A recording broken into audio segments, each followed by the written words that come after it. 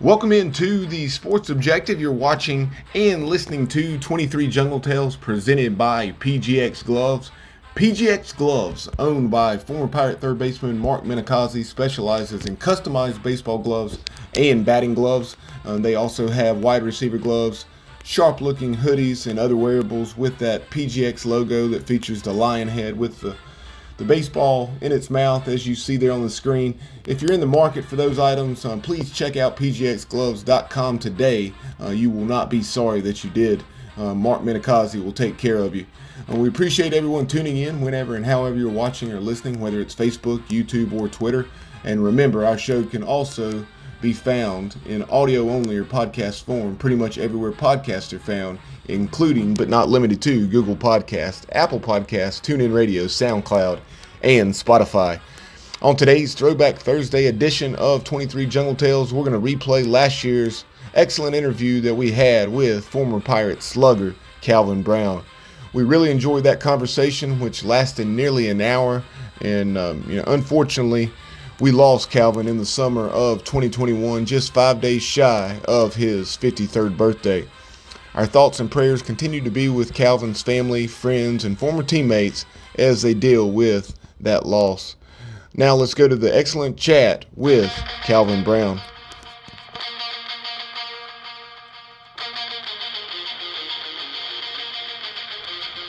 You're listening to 23 Jungle Tales on the Sports Objective.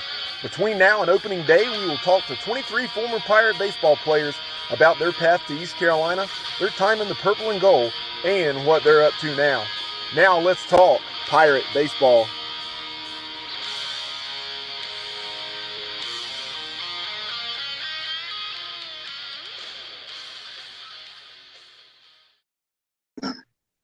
Welcome into 23 Jungle Tales here on the Sports Objective. And I know Bubba Rosenbaum, appreciate all your hard work behind the scenes. This is your baby, and I appreciate all that you've done for the series last year. And now it's our second season of 23 Jungle Tales. And we added dimension now of having Facebook Live. And obviously we have YouTube and a live on Twitter.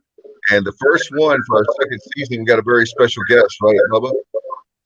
Yeah, Dave, we had so much success with 23 Jungle Tales last year. Here we are just over a month to opening day. We hope it's going to be in mid-February. That's to be determined.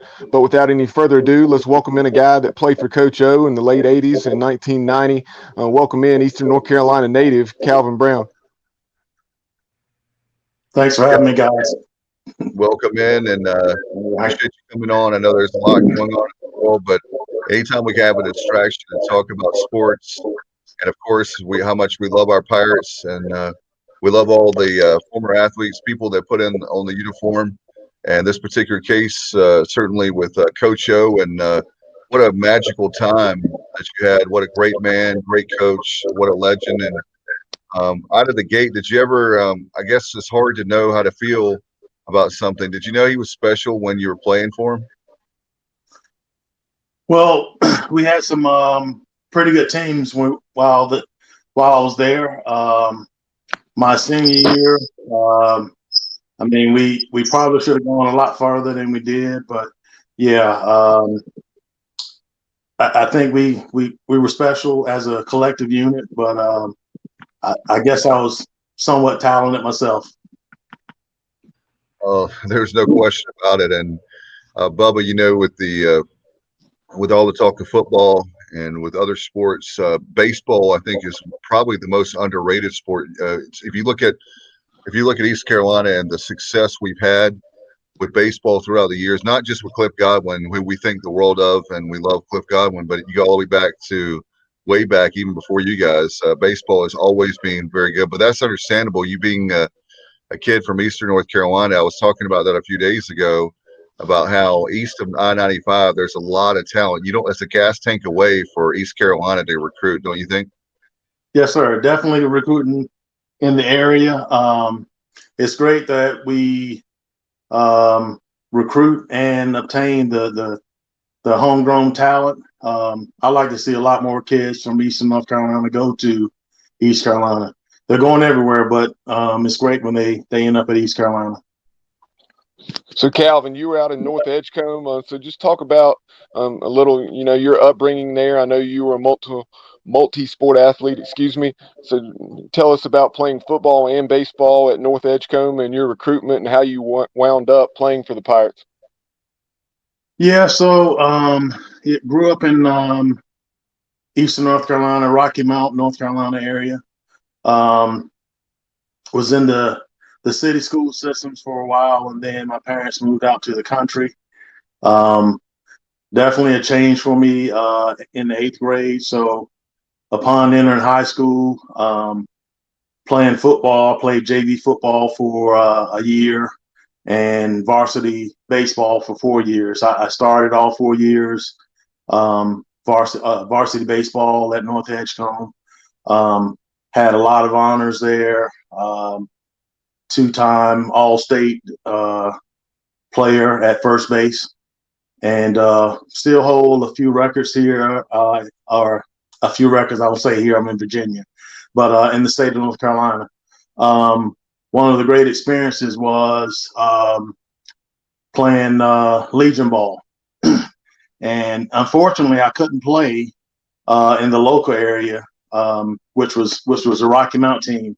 So I had to travel a little ways to a small town called Snow Hill, and there was a gentleman there that made an impression on me as well, Mr. Robert Fulton, Rabbit, and well known in the area, great baseball mind, and I had a chance to play for him for a year, and it was a great experience.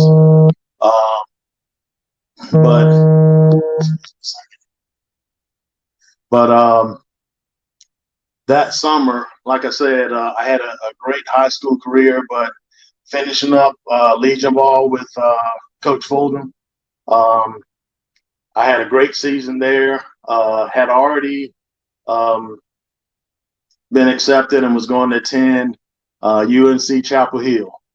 Was recruited all up and down the East Coast. I grew up a Tar Heel fan, primarily for basketball, but I was headed to up until the Legion ball in the summer, and I started school in August. I was headed to Carolina that late, and something, I guess I would say, fortunate happened. During they had an all-star game for the Legion players, and I think the all-star teams were already pre-selected before the season. So I wasn't selected, even though I was pretty much leading in all of the offensive categories. But I happened to be the all-star game was played in Chapel Hill, and I happened to be in Chapel Hill for an academic event. So I got to talk to the coach, and we were kind of at a standstill with the amount of scholarship being offered. Fortunately, I had both academic and athletic scholarships going, so I was fine. I was set to go, but we were at an impasse because I thought I deserved more than what he was offering. So getting back into the Legion season is where I had my opportunity with East Carolina. I had gotten back from the weekend. We had a game on Tuesday, and the assistant coach at the time, Billy Best, showed up at the game. And Billy Best, Coach Best, I can always remember he said he was kind of I don't know, fidgety, and had a funny, a spirited voice. And he said, Calvin Brown, how would you like to come and play ball at East Carolina? And at the moment, at the time, I didn't think about it, but I'll be honest, I was a little pissed with the Carolina coach. So I said, well, give me a few days to think about it. And so I went back home. We had a game that was Tuesday. We had a game Thursday, and talked it over with my parents. And I said, if the Carolina coach said he was coming down to see me play on that Thursday, and I had decided, if I don't, if he doesn't show up, and East Carolina shows up, then I'm gonna go to East Carolina. and he didn't show up, and Coach O showed up, both Coach O and Coach Best. And I said, you got me. I'm coming to East Carolina. So as late as this is in July, and it's like maybe 3 weeks before it's time to go to school. I'm switching everything. So that's pretty much my upbringing. Going back to high school, like I said, I played defensive line. I was a nose guard, and I was pretty good in that too. Got recruited by multiple schools to play football, but I thought that I have a better shot long term playing baseball. So when I got to East Carolina on the baseball scholarship, football approached me, and they said, well, we want you to play football as well, but we want you to gain 50 pounds. And I said, 50 pounds? I'm already big enough. I'm already, a big baseball player. I said, unless you're doing something for me, I'm here on a baseball scholarship, so I'm sticking with baseball. And I knew a lot of the football guys, and I secretly played a lot of pickup games with them. Got bumps and bruises, and but that's what I did. So, but yeah, that's my road to East Carolina. Yeah, very quickly, Dave. I had a follow up since Calvin's talking about developing a relationship with some of those football guys. During the pre-show, Calvin, we were talking about David Daniels, who we've had on the program before, doing very well up in Pennsylvania in law enforcement, if I'm not mistaken. But David played some baseball, and then you also mentioned Jeff Blake, a name that Pirate fans are certainly very familiar with. Yeah, Jeff. As I was stating, Jeff, I think maybe his sophomore or junior year, came out to play baseball, got invited to play, and he was doing well, but I think the jump, and he hadn't played any in college, the jump from high school to college, he wasn't picking up on as well. Additionally, it was during the spring, so they had practices for spring ball. And I knew Jeff pretty well at the time, and Jeff, don't hold this against me, but I told him one time that they had the practice field behind our field, and I said, the baseball field is my field, your field is across the fence. So he kind of laughed about it, joked about it, but yeah, it was a great time with. And I was telling Bubba that we had a couple other guys that played football that were on the baseball team for that season. So good camaraderie with those guys. I wish I had a chance to cross the field and go play football with them. Yeah, Calvin, with that very thing, you and I share something in common. I'm from a small town. Well, I'm still living there back here home now in Williamston. So the guys played multiple sports, and people that don't know about small towns and small high schools, if you don't have the guys playing multiple sports, then you don't have an athletic program. How many sports did you play in high school? I only played the two. I had football and baseball. I was in band as well. So my time was I always kept my parents on the road.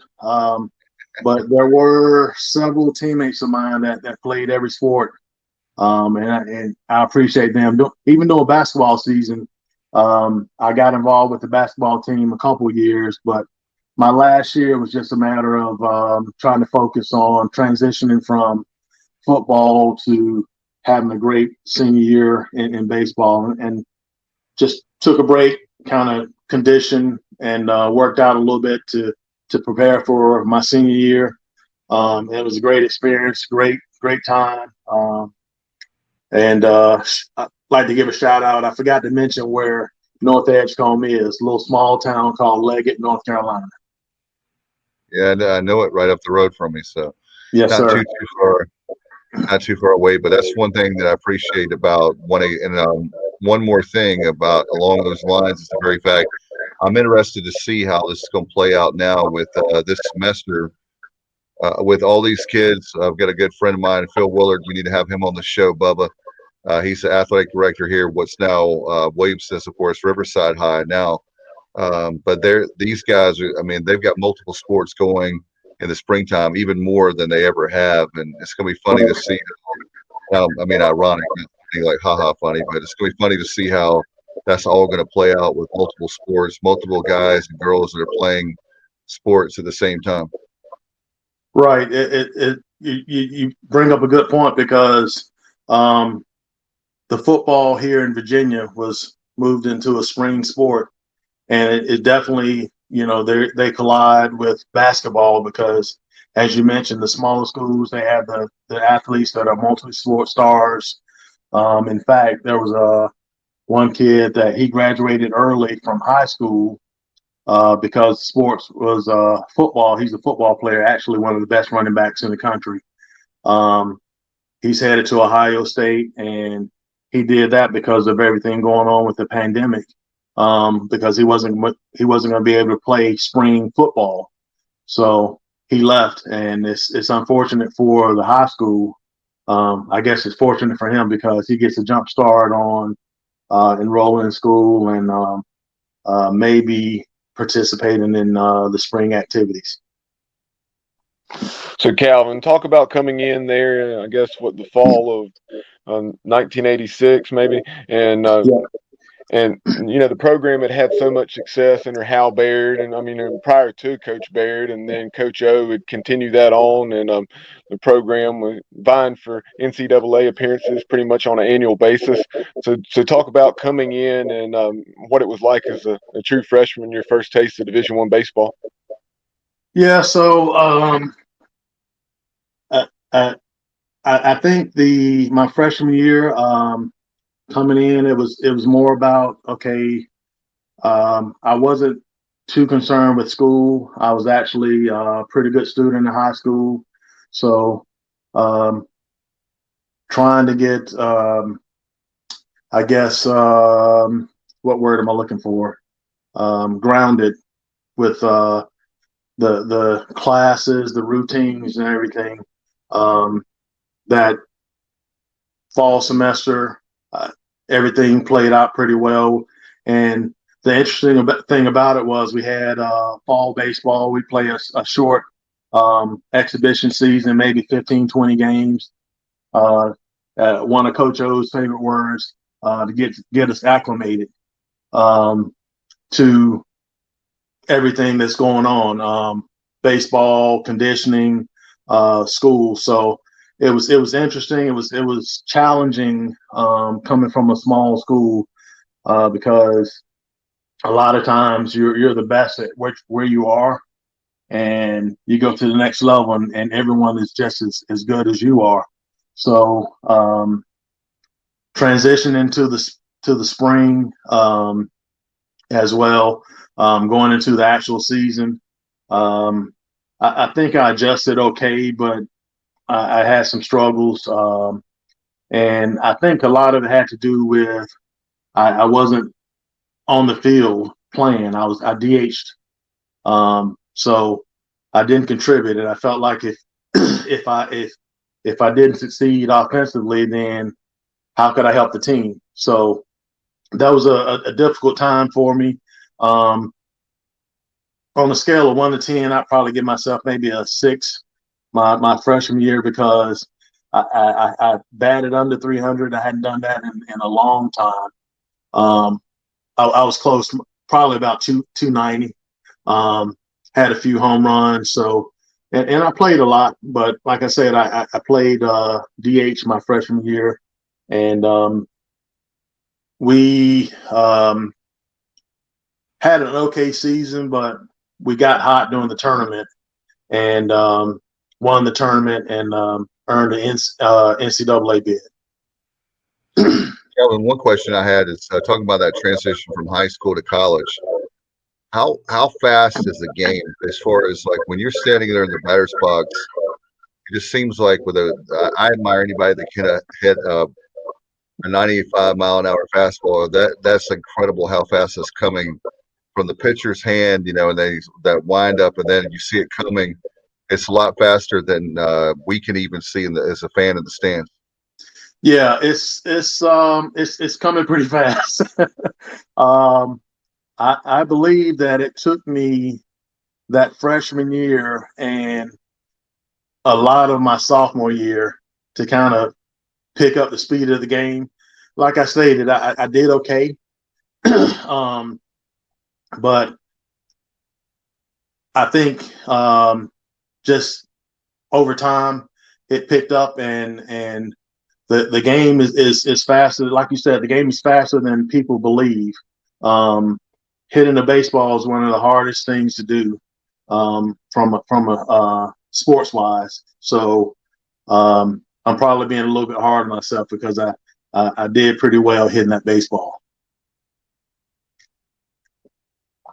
No question about it. And Bubba, I know with I was just going to pitch it to you. I know with Calvin and a lot of great things with Coach O. One question I do have, and I'll pitch it to you, Bubba, is with Coach O. Is there a memorable story? I mean, he's such a classy guy, such a great guy. How hard is he as far as in the clubhouse or on the field, practices, games? How hard was he on you and the players? Well, I believe Coach O, definitely he was very, very serious when it came to baseball. But he loved every single player. He wanted us to do well while we were there and do well after we left. Coach O, I was telling Bubba, I think Coach O was an interesting gentleman. He was very stern, but also sympathetic and compassionate about the game and the team and the players and the individuals. We loved Coach O. Everything he did for us, everything he taught us, not only as athletes but as men. Coach O was a wonderful person. Tough to be around at times, but I would imagine that's the case with every coach and player. But Coach O is definitely a wonderful teacher, great example, and he was a wonderful person to learn the game, continue to learn the game. He taught me a lot. He taught everyone that crossed his path. You know, they learned something when they left talking with Coach O. Calvin, talk about some of those guys you had the opportunity to play with. Obviously, Tommy Eason, tremendous talent, excellent behind the plate, and could really swing the bat. And Yep. then, Tommy went on to coach for the Pirates, and he was on Keith LeClaire's staff as well as Randy Macy's staff.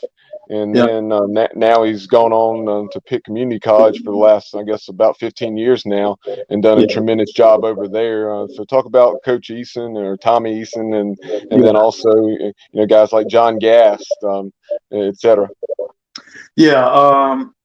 Well, coming in as a freshman, I think I had some pretty big shoes to fill. Winfred Johnson, one of the Pirate greats, had recently left, and I want to say my freshman year it was a bunch of misfits because there were guys from everywhere. Guy named Mike Andrews played shortstop from us. He was transferring from community college, but he was from up the northern part of the northeast part of the country, and Dave Ritchie, Steve Sides. Some of these guys had been around, and we had a pretty older team at my freshman year. So as I stated, we won the conference tournament, and I'm going to digress for just a second. We ended up the number 6 seed, and it was just regionals back then. Number 6 seed going to Tallahassee to play the number 1 seed Florida State Seminoles. And that team had Deion Sanders. So that's probably one of my memorable moments there in school. But we were scheduled to play 7 p.m. that night against Florida State, and they were talking about 5,000-6,000 fans coming to the game. It rained, and it rained for 4 hours, and so it delayed everything. We ended up playing. Oh, it didn't rain for 4 hours, but it delayed us for 4 hours. We ended up playing at 11 p.m. and it was still 5,000 people out there. So as a freshman, I'm just I couldn't believe it. All these people out there at 11 p.m. at night, and just to watch baseball. And so our catcher, his name was Chris Caldwell. He actually, Dion tried to steal second twice, and he threw him out both times. So that's probably one of the most memorable times. But I can't remember the pitcher's name for Florida State, but he was a lefty, and he was throwing, like you said, Dave, he was throwing mid-90s, and he threw 2 fastballs, and I didn't take the bat off my shoulder, and he threw a curveball on the third pitch, and I kind of danced out of there like the ball was going to hit me, and he made me look silly. It's like, okay, I'm a freshman, I understand. So I went and sat down. I think I went 0 for 2 that game and had a walk. But it was funny as I walked, and as I walked to first base or jogged to first base, the crowd started going. Every step I took, they would go boom, boom, boom, boom, as I took a step and hit the ground. And I'm like, this is great. You're getting razzed by the fans, 5,000 fans out here, and it was just an awesome experience. We lost the game 10-5 and had to turn around and play the next day at 11 o'clock. So we got done with the game maybe 3 a.m., turn around and play at 11, and it was a short stay there. Well, it wasn't a short stay. It was a short play. We got beat by Central Michigan, and we enjoyed the next 2 days, compliments of the NCAA. But going back to the guys, my freshman year was a lot of senior players up there, great group of guys. We came together. As I went on, we started building, what those guys had built. They had been together for the 4 years, and the guys I came in with, Jonathan Jenkins, Tim Langdon, John Adams, and then John Gass came in the year behind me. Tommy Easton came in behind me. Barry Nairn, Corey Reddick. It was just we built a nucleus of talent, and we weren't anything special as individuals, but as a team, we were pretty good. And by the time my senior year rolled around, I think we were one of the best teams in the country. So got to play with some great guys. I think Tommy Easton was probably one of the best catchers that came through East Carolina, in the history. Great guy. I remember, man, he could stuff some tobacco in his mouth. I couldn't believe how much tobacco he could put in his mouth, and he'd be behind the plate with that tobacco in his mouth. I'm like, I don't know. I don't understand how you do that. I never chewed tobacco, but he did at every game, and it was amazing the level of play. My senior year and his junior year, we were, it was direct competition. We were trying to best one another every game, and I think both of us had great seasons. Calvin, I had one question. Fast forward to right now, real quick. One of the things I think is important for this program is to get to Omaha. I love Cliff Godwin. I think that one of the things that's been missing, I think, has been we've always had great pitchers, but I think as far as the number of the depth as far as pitching when it comes to relief, middle relief, and the game is so much different now than even in our generation where we are. But do you think that it seems like we're very close? I think we were close last year, and unfortunately with 2020, we'll never know. I'm not going to speculate on if we would have gone to Omaha because things have to, I know, break for you. You have to get some breaks as well. But it looks like right now with Cliff, he's brought a lot of studs in, and even more the last couple of years. That we're going to definitely break down that barrier and finally make it to Omaha. Yeah, I agree with you 100%. I've been watching from from a distance, but I keep up with it, and you're absolutely right. The game has changed. We were close, and I think eventually, in the very near future, we'll definitely get over the hump and make that trip to Omaha. And I think Coach Godwin is doing a great job, and hopefully he'll continue to recruit that talent, like stated, bringing in the studs. And I like to see East Carolina continue and exceed the expectations. I know, as you stated, we've always had a great baseball program, and I definitely think that'll continue. Calvin, before I get to my question, that's what Mike Radford, loyal viewer and diehard Pirate, chimes in. He says, Calvin, if this June the Pirates are in Omaha, will you be there? Hopefully, all of us will be able to be there, Mike, with everything that's going on. But if the Pirates are there and we're not able to go, as disappointing as that would be, obviously it beats the alternative. Yeah, I'll definitely try to make that trip. I would love to go to Omaha and support the Pirates in person. But if that's not possible, like Bubba said, we'll support them from a distance, and they'll have a Pirate Nation behind them.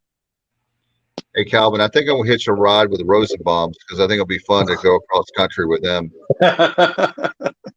Definitely so. We can do that. Yeah, all right.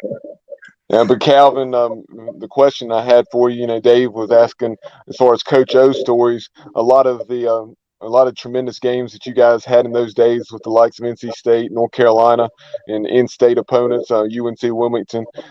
Talk about what are some memories, be it against those guys or another opponent. What are some memories that stand out? You just talked about the regional. Yeah, we were fortunate to earn a regional position or a regional bid 3 of my 4 years. And it was memorable every time. I guess based on travel, they sent us to Florida all 3 years. So I got to visit the campus of Florida State, University of Florida, and Miami. And Miami was nice. But I'm trying to think of, really, I can't say that there was one particular team that I think was a rival to us, although NC State and Carolina always good competitive games there, and our intent was to be the best in North Carolina. So those games, we circle those games on the schedule and look forward to playing those games. Back then, we'd only play one game, and I know now it's a home and home series, so that's great as well. We couldn't get Carolina or State to come to Greenville, but we would go there and still beat them, so even better. But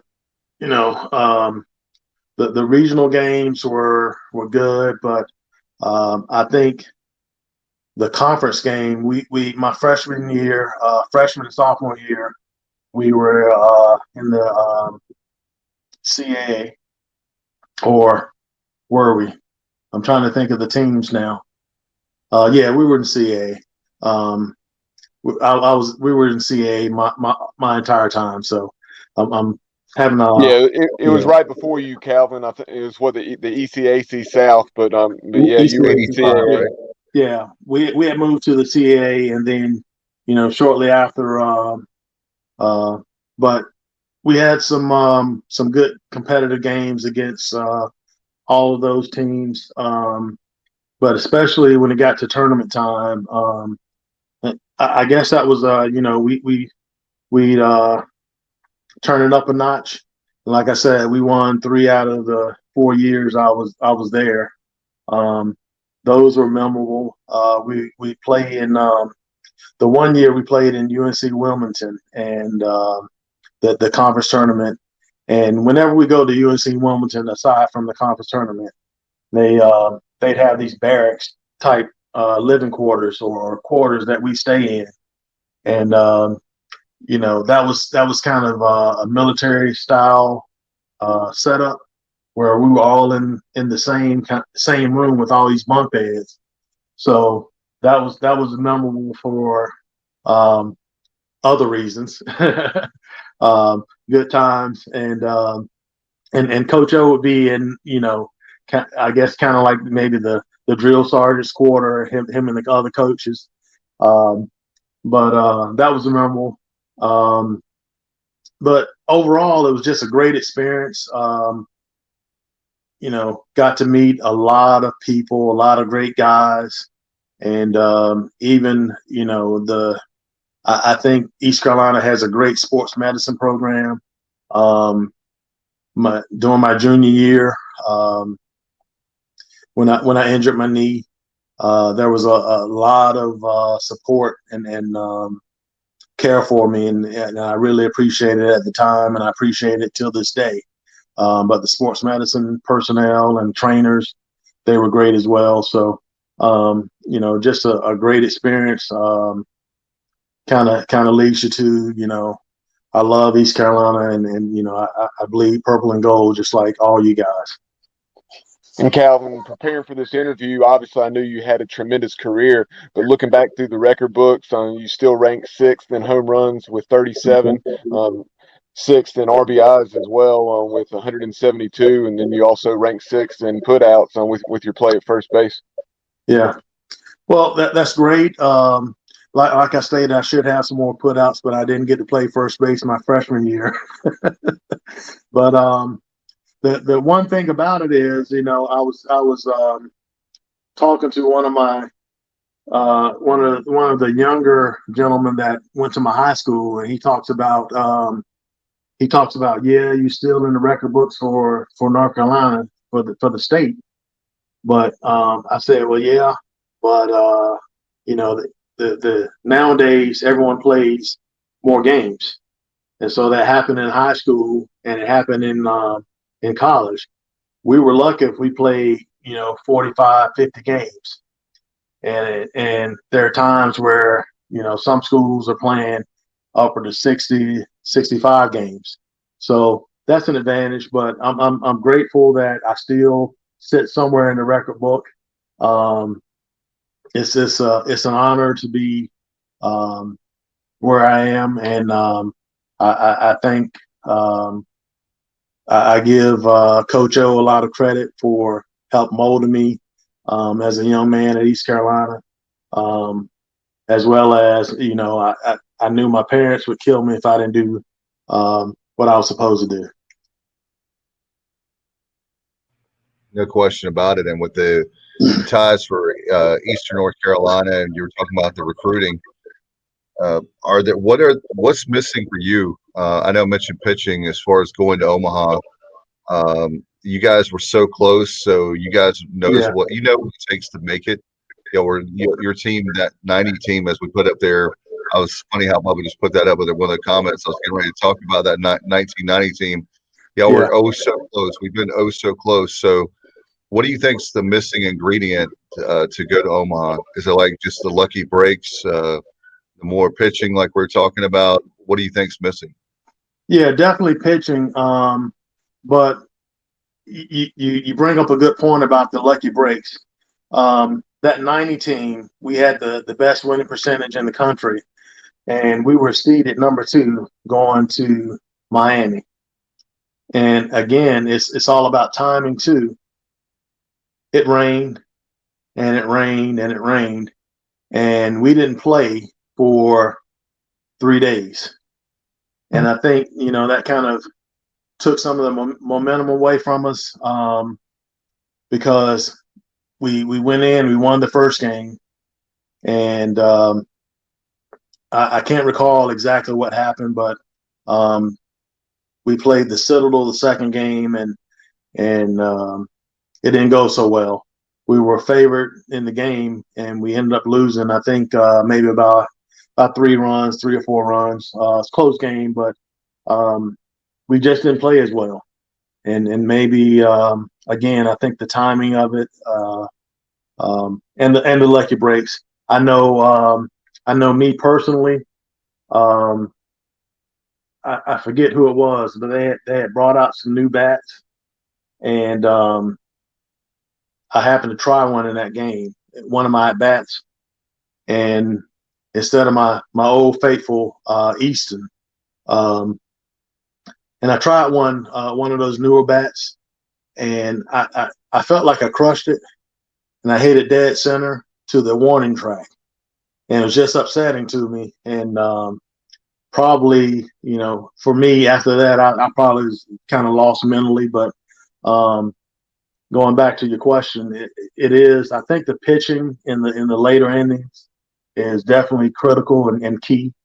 Um, Strong closer, but the mid inning, middle relief pitchers, they need to be on their game day in and day out. So yeah, I think we're pretty close as within this year, maybe next year. I think we'll get over the hump. Well, hopefully by then I can take vacation to make it to Omaha right now because of everything going on at my day job. I would love just to go to Omaha right now, period. But anyway, it's a whole nother show, that, as they say. Before we let you go, want to ask you about obviously post ECU and then after that, want to see what you're up to now. Yeah, post ECU, I kind of dabbled with a few tryouts. I didn't get drafted. My junior year was a great year for me. Probably about maybe 25 games into the season, I was probably leading the country in a lot of offensive categories, and I blew out my knee. And so I had a great season in the summer, playing in the Shenandoah Valley League, and came back and thinking, hey, if certain things happen, if I play as well as I played in the summer, then I definitely will get drafted. And so that's what I was playing well enough to be drafted in the top 10 rounds, and I blew out my knee. So my senior year was a good year, but I didn't get drafted. So I kind of dabbled in a few tryouts, and I was close to signing with the Reds, a minor league contract, but they wanted to send me out to the Midwest, and I wasn't having that. So probably maybe through 2 months prior to that, my father passed, and it was kind of his passion. Sports was his passion, and which made it mine as well. And so after that kind of fell through, I just didn't have the desire to try to continue on with pursuing baseball. So I ended up going into the military. Spent 6 years in the U.S. Navy, and my intent was to make a career of it. So I lived up and down the East Coast. I lived in Florida, Orlando, Florida, for a couple of years doing some training, and moved to Charleston, South Carolina for a short stint. And ended up in Norfolk, Virginia, where I was assigned to the USS Mississippi, one of the last nuclear-powered cruisers. And I quickly learned that I didn't like being on the ship. So that was counterproductive, being in the Navy, that you're going to spend so much time in the floating out in the middle of the ocean, and I did spend a lot of time in the middle of the ocean. Saw a lot of blue water and no land. But I got out of the Navy and got into manufacturing, and I have pretty much done a couple of three different industries I've been in three different industries in manufacturing. But at present, I'm in production management with Rolls Royce. And so been doing pretty well, and I'm thankful because everything from I date back to high school, and like I said, Coach O helped me a lot, getting me to where I am now. I give him a lot of credit with that, and a lot of great people that I met along the way. My coach from high school, which I recently reconnected with, Coach Raymond Cobb. He the guys would always know when he showed up because he had on this our school colors were black and orange, and he always had on the orange pullover when he came out to the field. So all my teammates were like, "There's your coach," and I said, "Coach O is my coach." Said, "You know who we're talking about," but Coach Cobb and Coach O, Coach Bess kept us laughing. And a lot of people along the way. I've been with a gentleman. He hired me out of the Navy, and he's a good friend, and I appreciate all that he's done for me. A gentleman named David Poole, and we've been at three different companies post naval time, my Navy career together. We're together now at Rolls Royce, so I appreciate him more than he knows. But doing well. Family. I have three adult kids, not kids, three young adults. They're in their 20s, so definitely getting I won't say over the hill, but getting wiser.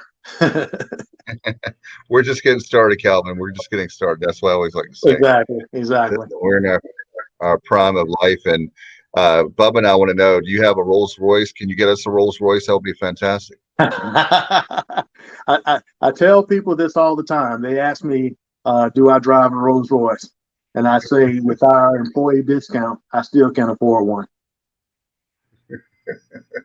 That's really awesome. Where is that manufactured there? And is it Northern Virginia that you're living? I'm actually Central Virginia, just south of Richmond. Okay. So in Prince George County. So yeah. That's awesome. So now I know someone that actually works for Rolls Royce. I never thought I would. That's pretty cool. Maybe one of these days we can make money and on the Sports Objective, and Bubba and I can drive a Rolls Royce. We'll buy one from you. Yeah. Dream on, Dave. Again, without the discount, if you got a couple 100,000 laying around, I'd be glad to give you one. All right, Bubba, can you get us one? Somewhere, Dave. I hear Steven Tyler singing "Dream On." There you go. Yeah, like Aerosmith, no doubt about it. Well, I'll tell you what, we're definitely proud of you. I appreciate all that you did for the program, and I'm a huge baseball fan. Before we let you go, very sad to see that Tommy Lasorda passed away today. Certainly, 93 years. He had a great life, winning 2 titles for the Dodgers, a Dodgers guy all the way through, but very sad to see that. And also, we want to put up this from Johnny Gardner. He says, as a player at South Edgecombe, saw Calvin hit the biggest moonshot when he was on Phillips. Our junior high school conference had several teams that had 9th graders where we didn't. Springfield, Nash Central, etc. Best hitter in that group. Thank you, Johnny. Yeah, that was the middle school days, and we had some pretty good talent in Eastern North Carolina.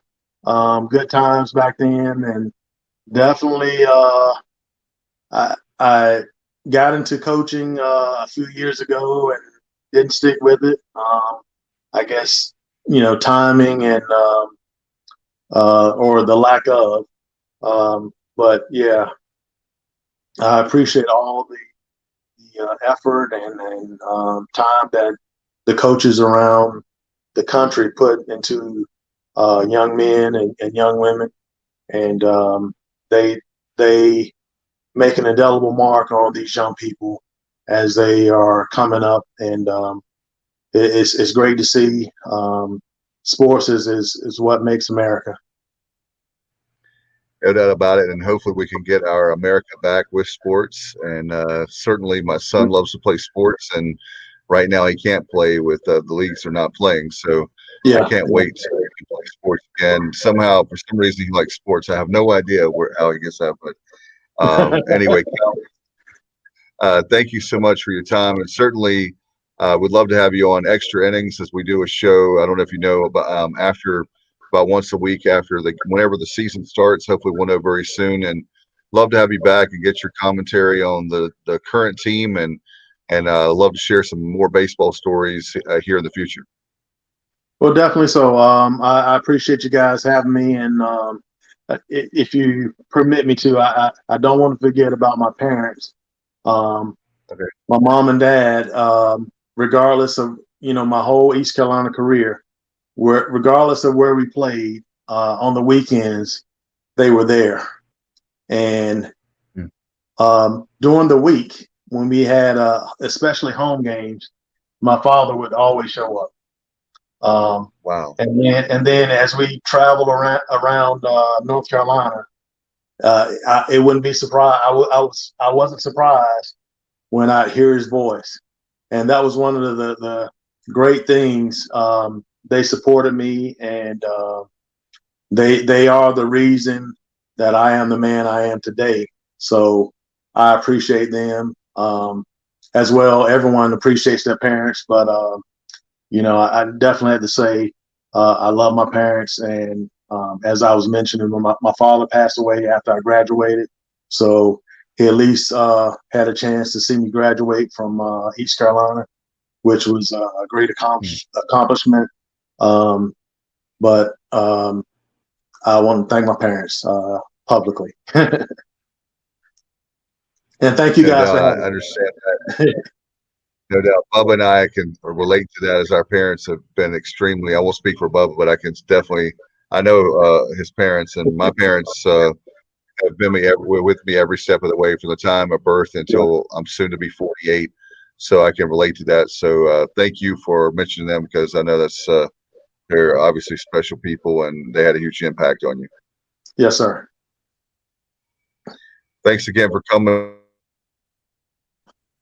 And again, look forward to having you back. Being a Pirate and not choosing Chapel Hill, I'm very happy about that, and I'm glad you're a Pirate. Absolutely. That's always a plus. Yeah, that makes two of us. Yep. All right. Thank you, guys. Appreciate it, Have Calvin. a good night. All right. Calvin, thank you so much.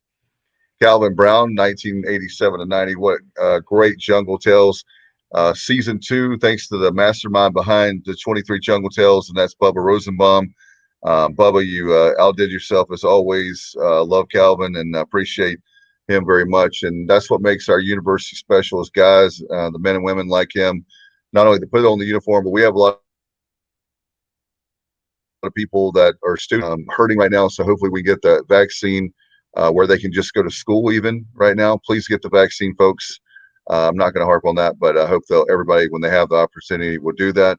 And Bubba, I'm very excited to have our very first sponsor too for the show. Yeah, up in the top right corner there, you see that awesome PGX Gloves logo, and scrolling across the bottom of the screen right now, you see Pirate great third baseman Mark Minikazi. Kaz played from 2003 to 2005. A lot of quality teams there under Randy Mazey. 3 trips to the NCAA tournament. I'm very excited about partnering with Kaz. Kaz, after retiring from the minors, he joined. Sorry, as I'm distracted here by Riley running in with his iPad, but anyway, Kaz created his own batting glove company, PGX Gloves. It was previously Primal Gear or Primal Gloves, and very excited about this partnership with them. And as you see there on the screen, they do customized and personalized baseball gloves, also batting gloves, They have youth sizes as well. Football gloves, golf gloves, swag, you name it. They can provide it for you. So check out pgxgloves.com, and we're going to have some surprises coming your way. Golf gloves that have an East Carolina theme to them, and we'll also be giving away some batting gloves that will be personalized as well here in the coming shows. That sounds fantastic. Again, pgxgloves.com. Go there and certainly get your kids ready. That's one great thing is that we have people we know that you definitely can work on individualized training. Certainly, that's one thing that my son's working on is working on personal skills. He can't play basketball right now or baseball, but at least he can hit a ball. He can throw a ball. He can shoot a basketball, so definitely get in contact with them at pgxgloves.com. Bubba, I know that season 2 is off to a great start having Calvin. Again, we appreciate him very much and appreciate Mark definitely for stepping up with PGX Gloves. And I know we're going to have, as you mentioned before, promoting 23 Jungle Tales. It won't be 23 days straight in a row as we're still not sure about when the season's going to start or the schedule, but I know that it'll be soon. And we definitely will have 23 of these, 23 Jungle Tales. So that's the most important thing. Absolutely. Some of the guys that will be catching up with at some point. Luke Cherry played shortstop for the Pirates. Back in the early 2000s. We'll catch up with Luke. Also, Billy Richardson. Billy Richardson was on that 2004 team that won a school record 51 games. We'll catch up with Jeff Hoffman. The highest draft selection East Carolina's ever had, 9th overall. So those are some of the guys that we'll catch up with. We'll also catch up with guys who played back in the NAIA days when East Carolina was the NAIA power. I really look forward to hearing from some of those guys as well. It's going to be very exciting. And just like the baseball season, we will have it. And we will have the Jungle Tales. So thanks very much to everybody. Thank you, Calvin. Calvin Brown, thank you so much for playing for us. Thank you for all that you've done for the program. And until next time, I'll pitch it to you, Bubba. It's been a lot of fun, as always, on 23 Jungle Tales. Yeah, we appreciate everyone tuning in, and we'll talk to you next time right here on the Sports Objective when we have our next Jungle Tale.